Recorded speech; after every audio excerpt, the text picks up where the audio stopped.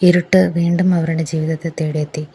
ഒരു തണുത്ത ചിരിയിൽ ഒളിഞ്ഞ പ്രതികാരം. ദക്ഷന്റെ ഹൃദയം കത്തിക്കാൻ അർജുൻ വീണ്ടും കളത്തിലിറങ്ങി. പക്ഷേ ഈ തവണ അവന്റെ ലക്ഷ്യം ദക്ഷ് അല്ല. Welcome to story Rakshasaveda episode 15. Arjun. Call കട്ടായ നിമിഷം തന്നെ ദക്ഷന്റെ കൈകളിലെ ഫോൺ വിറച്ചു. അവന്റെ ശ്വാസം വേഗത്തിലായി. മുഖത്തെ എല്ലാ നിറവും മാറി. ആദ്യ ഉടനെ അവന്റെ അടുത്തേക്ക് ഓടി. എന്താ ദക്ഷ്? ദക്ഷ് പതുക്കെ തലയുയർത്തി. അവന്റെ കണ്ണുകളിൽ ഇപ്പോൾ ഒരു ഭ്രാന്ത് മാത്രമുണ്ടായിരുന്നു. അവർ വേദയെ കൊണ്ടുപോയി. ആ വാക്കുകൾ കേട്ട നിമിഷം ആദിയുടെ മുഖവും ഇരുണ്ടു. ആര്? അർജുൻ. ആദ്യ ഉടനെ പോലീസിനെ കോണ്ടാക്ട് ചെയ്തു. പക്ഷേ ദക്ഷിന് ഇനി കാത്തിരിക്കാനുള്ള ക്ഷമ ഉണ്ടായിരുന്നില്ല. എനിക്കെൻ്റെ വേദയെ തിരികെ വേണം. അവന്റെ ശബ്ദം വിറച്ചിരുന്നു. അതിൽ ഭയവും കോപവും സ്നേഹവും എല്ലാം കലർന്നിരുന്നു. അതേസമയം ഒരു പഴയ ഗോഡൗൺ. ചുറ്റും ഇരുട്ട് മാത്രം. ഒരു ചെറിയ ബൾബിന്റെ മങ്ങിയ വെളിച്ചത്തിൽ കസേരയിൽ കെട്ടിയിട്ടിരിക്കുകയായിരുന്നു വേദയെ.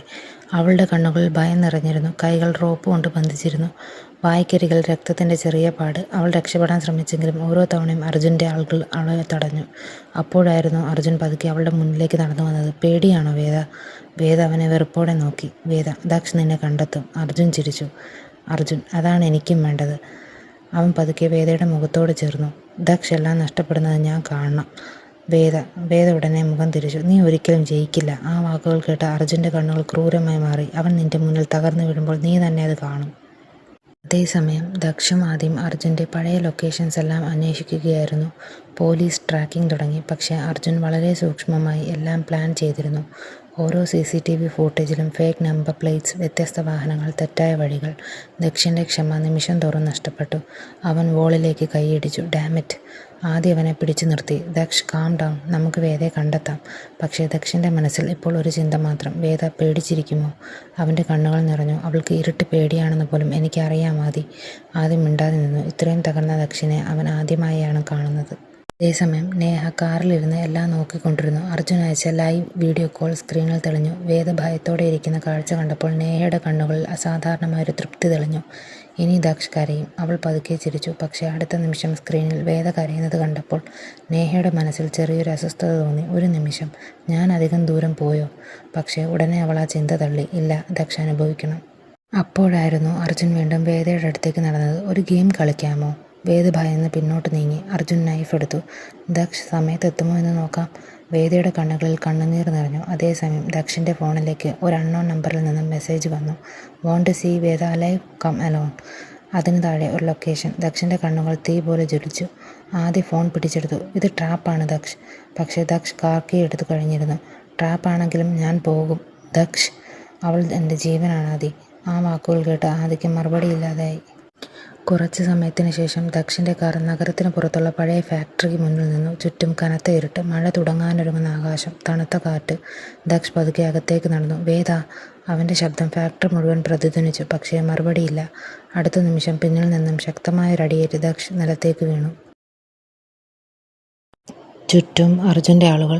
അവരുടെ നടുവിൽ നിന്നും അർജുൻ പതുക്കെ പുറത്തേക്ക് വന്നു. അവൻ്റെ കയ്യിൽ ഗണ്ണുണ്ടായിരുന്നു. വെൽക്കം ദക്ഷ്. ദക്ഷ് പതുക്കെ എഴുന്നേറ്റു. വേദ എവിടെയാണ്? അർജുൻ ചിരിച്ചു. നിന്റെ മുന്നിൽ തന്നെ അവളെ തകർക്കട്ടെ, അല്ലെങ്കിൽ ആദ്യം നിന്നെയോ? അപ്പോഴായിരുന്നു മുകളിലെ ഫ്ലോറിൽ നിന്നും വേദയുടെ കരച്ചിൽ കേട്ടത്. ദക്ഷ്! ദക്ഷിൻ്റെ ഹൃദയം പിളർന്നു പോയ പോലെ തോന്നി. അവൻ മുകളിലേക്ക് ഓടാൻ ശ്രമിച്ചു. പക്ഷേ അർജുൻ ഗൺ നേരെ ദക്ഷിൻ്റെ നെഞ്ചിലേക്ക് ചൂണ്ടി. അർജുൻ്റെ വിരൽ പതുക്കെ ട്രിഗറിലേക്ക് നീങ്ങി. പക്ഷേ അടുത്ത നിമിഷം ദക്ഷ് അവൻ്റെ കൈ ശക്തമായി തട്ടിമാറ്റി.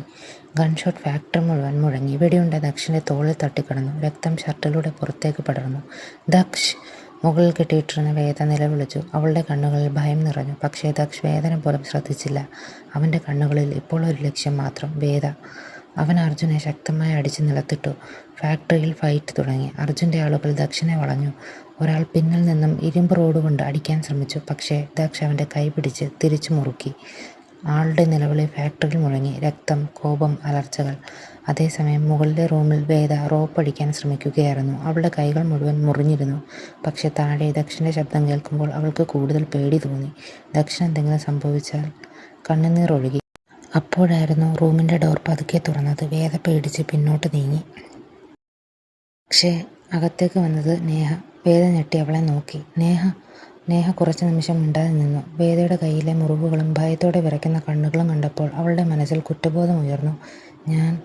ഞാൻ ഇങ്ങനെ ആകുമെന്ന് വിചാരിച്ചില്ല. വേദയ്ക്കൊന്നും മനസ്സിലായില്ല. പ്ലീസ്, ദക്ഷിണ ഒന്നും ചെയ്യരുത്. ആ വാക്കുകൾ നേഹയുടെ ഹൃദയത്തിൽ എന്തോ തകർത്തു. താഴെ വീണ്ടും ഗൺഷോട്ട് കേട്ടു. വേദ ഭയന്ന് കരഞ്ഞു. ദക്ഷ്! ആ നിലവിളി കേട്ട നിമിഷം നേഹയുടെ കണ്ണുകൾ വിറച്ചു. അവൾ പെട്ടെന്ന് വേദയുടെ റോപ്പ് അഴിക്കാൻ തുടങ്ങി. "വേഗം പോ!" വേദ ഞെട്ടി. "നേഹ, ഞാൻ ചെയ്ത തെറ്റ് തിരുത്താൻ എനിക്കിതെങ്കിലും വേണം." പക്ഷേ അതേ നിമിഷം ഡോർ മുന്നിൽ അർജുൻ പ്രത്യക്ഷപ്പെട്ടു. അവൻ്റെ മുഖം മുഴുവൻ കോപം. "Neha, what the hell are you doing?" Neha വേദയുടെ മുന്നിൽ നിന്നു. "ഇതിവിടെ അവസാനിപ്പിക്കണം അർജുൻ." അർജുൻ ഭ്രാന്തനെ പോലെ ചിരിച്ചു. "Two late." അവൻ കണ്ണുയർത്തി. വേദയുടെ കണ്ണുകൾ ഭയത്തോടെ വലുതായി. അടുത്ത നിമിഷം വെടിയൊച്ചയോടൊപ്പം നേഹ വേദയുടെ മുന്നിലേക്ക് വീണു. "നേഹ!" വേദ കരഞ്ഞു. നേഹയുടെ നെഞ്ചിൽ നിന്നും രക്തമൊഴുകി. അതേസമയം താഴെയുണ്ടായിരുന്ന ദക്ഷ് വേദയുടെ നിലവിളി കേട്ട് മുകളിലേക്ക് ഓടി. റൂമിൽ കയറിയ നിമിഷം അവൻ്റെ കണ്ണുകൾ നിശ്ചലമായി. നിലത്ത് രക്തത്തിൽ കിടക്കുന്ന നേഹ, കരഞ്ഞുകൊണ്ടിരിക്കുന്ന വേദ, ഗൺ പിടിച്ചു നിൽക്കുന്ന അർജുൻ. "അർജുൻ!" ദക്ഷ് ഭ്രാന്തനെ പോലെ അവൻ്റെ മേൽ ചാടി. ഗൺ താഴെ വീണു. രണ്ടുപേരും തമ്മിൽ ക്രൂരമായ ഫൈറ്റ് തുടങ്ങി. അവസാനം ദക്ഷ് അർജുൻ്റെ കോളറിൽ പിടിച്ച് വോളിലേക്ക് ഇടിച്ചു. "എൻ്റെ വേദനയെ തൊട്ടല്ലേ നീ?" അർജുൻ രക്തം ചിരിച്ചുകൊണ്ട് തുടച്ചു. "ഇനിയും ഗെയിം തീർന്നിട്ടില്ല ദക്ഷ്." അവൻ പതുക്കെ ചിരിച്ചു. അടുത്ത നിമിഷം ഫാക്ടറിയുടെ താഴെ വലിയ എക്സ്പ്ലോഷൻ ഉണ്ടായി. മുഴുവൻ ബിൽഡിങ്ങും കുലുങ്ങി. വേദ ഭയന്ന് ദക്ഷിനെ പിടിച്ചു. താഴെ തീ പടരാൻ തുടങ്ങി. അർജുൻ ഭ്രാന്തനെ പോലെ ചിരിച്ചു. "ഇന്ന് നമ്മളിൽ ആരും ജീവനോടെ പുറത്തു പോകില്ല." മുഴുവൻ തീ പടർന്നു. പുക കൊണ്ട് ശ്വാസമെടുക്കാൻ പോലും ബുദ്ധിമുട്ടായി. സീലിങ്ങിൽ നിന്നും ഇരുമ്പ് കഷ്ണങ്ങൾ താഴേക്ക് വീഴാൻ തുടങ്ങി. വേദ ഭയന്ന് ദക്ഷിനെ ചേർത്ത് പിടിച്ചു. "ദക്ഷ്, നമുക്കിവിടെ നിന്നും പോകാം." പക്ഷേ ദക്ഷിൻ്റെ കണ്ണുകൾ ഇപ്പോഴും അർജുനിൽ തന്നെയായിരുന്നു. അവൻ്റെ ഉള്ളിലെ കോപം ഇനിയും അവസാനിച്ചിരുന്നില്ല. അർജുൻ രക്തം നിറഞ്ഞ മുഖത്തോടെയും ചിരിക്കുകയായിരുന്നു. "എന്താ ദക്ഷ്, എന്നെ കൊല്ലാതെ പോകുന്നോ?" ആ വാക്കുകൾ ദക്ഷിൻ്റെ നിയന്ത്രണം വീണ്ടും തകർത്തു. അവൻ അർജുൻ്റെ കോളറിൽ പിടിച്ച് വോളിലേക്ക് ഇടിച്ചു. "നിന്നെയും ജീവനോടെ വിടില്ല ഞാൻ." അപ്പോഴായിരുന്നു വേദ കരഞ്ഞുകൊണ്ട് ദക്ഷിൻ്റെ കൈ പിടിച്ചത്. "പ്ലീസ് ദക്ഷ്, എനിക്ക് നിന്നെ വേണം. ഇവിടെ നിന്നും പോകാം." ആ വാക്കുകൾ കേട്ട നിമിഷം ദക്ഷിൻ്റെ കണ്ണുകളിലെ തീ അല്പം കുറഞ്ഞു. അവൻ വേദയെ നോക്കി. മുഖം മുഴുവൻ കണ്ണുനീർ, ഭയത്തിൽ വിറയ്ക്കുന്ന ശരീരം. ആ നിമിഷം അവന് മനസ്സിലായി, ഇപ്പോൾ പ്രതികാരത്തിനേക്കാൾ പ്രധാനപ്പെട്ടത് വേദയുടെ ജീവനാണെന്ന്.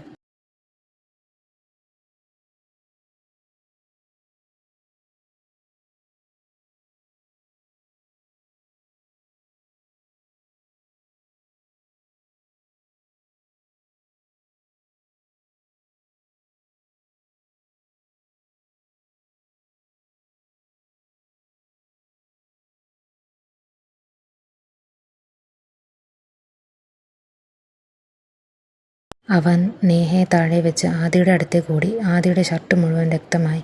പക്ഷേ അവൻ ചെറിയ ചിരിയോടെ ദക്ഷിനെ നോക്കി. "നീ കരയണ്ട, ഞാൻ ചാവില്ല." ദക്ഷിൻ്റെ കണ്ണുകൾ നിറഞ്ഞു. "ഷട്ട് അപ്പ് ആദി." അതേസമയം പോലീസ് അർജുനെ വളഞ്ഞു.